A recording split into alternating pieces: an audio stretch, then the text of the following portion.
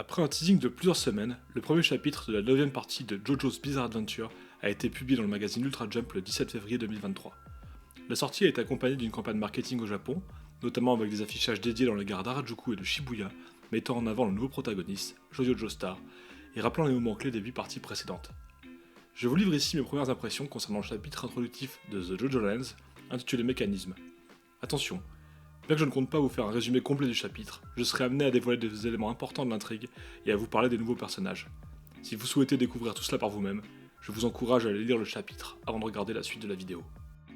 Le chapitre s'ouvre sur une page couleur, représentant différents stands issus des 8 parties déjà publiées, avec des figures emblématiques comme The World, Star Platinum, Stone Free, ou encore Killer Queen, Tusk et D4C, mais aussi des stands un peu moins importants comme Ebony Devil, on se demande ce qu'il fait là, ou Black Sabbath.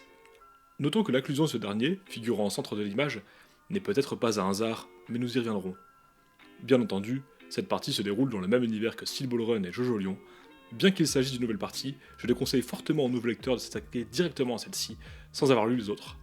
Il s'agit très certainement d'une trilogie cohérente, et il serait dommage de faire l'impasse sur des éléments importants. Nous faisons très rapidement la connaissance de John Jojo Lens, ou celui qu'on appelait comme ça jusqu'à présent, un certain Jojo Joestar, qui est notre nouveau protagoniste, et qui figure sur la couverture du magazine. Nous n'avons pas encore beaucoup d'informations sur ce dernier, mais il est le narrateur de cette partie, et Araki cherche directement à piquer notre curiosité, puisque Jodio nous annonce qu'il va nous apprendre comment il est devenu riche. Ce nouveau personnage est le premier Jojo à faire partie de la génération Z, l'histoire semblant se dérouler de nos jours, le Covid étant d'ailleurs mentionné. Je pense que Jodio est une version alternative de Giorno, et ce pour différentes raisons. Son prénom même semble être l'assemblage de celui d'un Jojo et de Dio, célèbre antagoniste de la série, ce qui renvoie aux origines de notre mafieux italien favori. Par ailleurs, il n'est pas impossible qu'il soit lui aussi lié à Dio, d'une manière ou d'une autre. Nous savons que Joestar est le nom de sa mère, et nous n'avons pour le moment aucune information sur son père, qui pourrait peut-être être lié à la famille de Diego Brando, personnage emblématique de la saga Steel Ball Run. Jodio est, tout comme Giorno, lié à la pègre. Il appartient à une petite organisation dirigée par le personnage de Meryl Mechi, une femme puissante qui dirige à la fois le lycée de notre protagoniste et une boutique de mode, mais dont l'activité principale est en fait un sombre trafic de drogue. Le personnage qui m'a particulièrement marqué dans ce chapitre est celui de Dragona Joestar.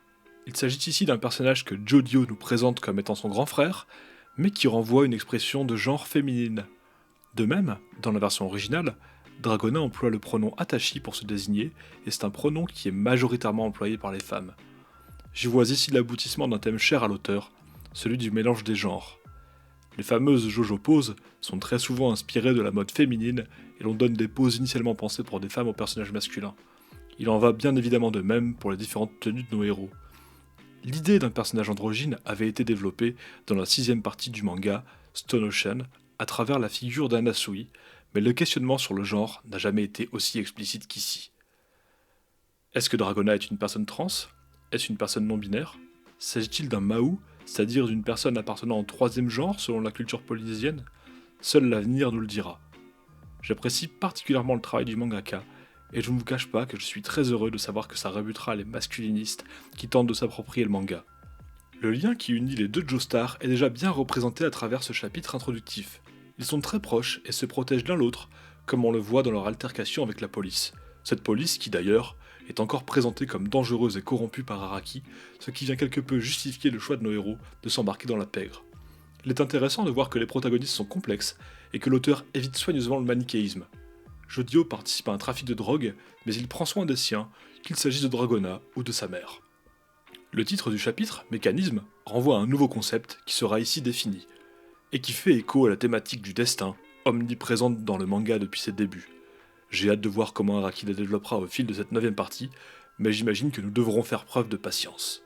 L'intrigue est rapidement lancée, par l'intermédiaire du personnage de Meryl Mechi, qui semble assez intrigant. Cette mère de famille de 49 ans, manifestement d'origine chinoise, est particulièrement mystérieuse. Elle nous est présentée comme un personnage assez ambigu, étant à la fois chef d'établissement scolaire, propriétaire d'une boutique de mode et surtout chef mafieuse. Elle confie ici à nos héros une mission particulièrement dangereuse, mais très lucrative, celle de voler un diamant appartenant à un touriste japonais. Pour ce faire, une équipe est rapidement constituée.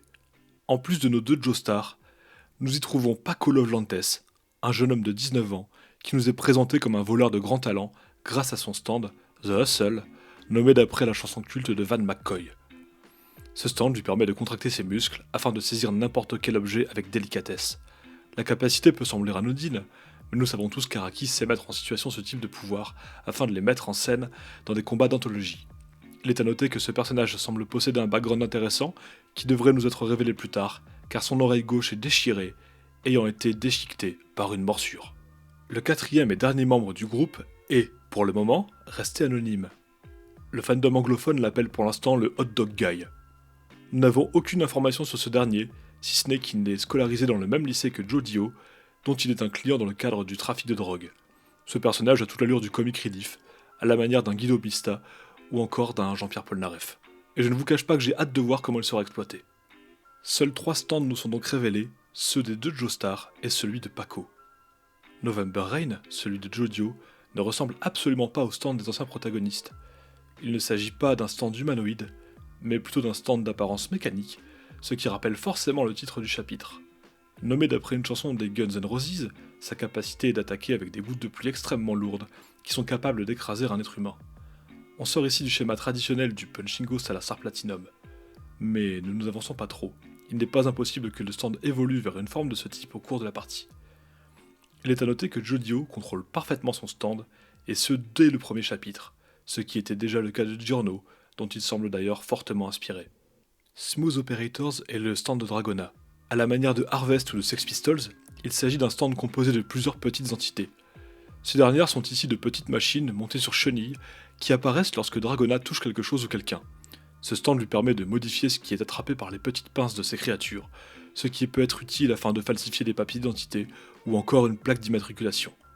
Cependant, on nous montre déjà qu'il s'agit d'un stand redoutable dans le cadre d'un combat, comme on le voit dans une scène très graphique, relevant d'une forme de body horror à la Cronenberg, où Dragona déplace les yeux d'un policier prêt à tirer sur son frère. On tient ici une véritable trouvaille visuelle, qui sera sûrement au cœur de nombreuses scènes d'anthologie.